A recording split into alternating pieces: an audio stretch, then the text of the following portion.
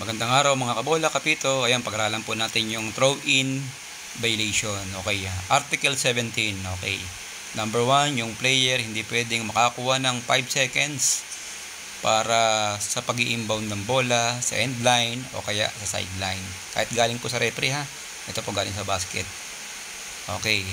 Yung player na galing sa basket yung tira o kaya galing sa referee, hindi niya pwedeng apakan o step in kung tawagin natin yung end line at saka sideline. Okay, yung player hindi niya pwedeng italbog yung bola o maging dahilan para ma-out of bounds siya kasi nasa labas po siya ng playing court. Okay, at syempre yung pang-apat, yung thrower hindi pwedeng maging receiver. Okay, lahat po yan throw-in violation.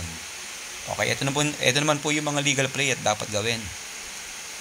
Okay, 1, 2, 3, naipasok yung bola, hindi inabot ng 5 seconds, legal play. Okay, yung player galing sa basket o kaya galing sa referee, pag throw in, make sure yung paa, both feet, hindi nakahapak sa end line at saka sa sideline. Legal play po yan. Yung player, pwede namang mag-dribble, basta make sure sa labas or out of bound ang talbog ng bola. Huwag sa loob ng playing court. Legal play po yan. At siyempre, pang-apat,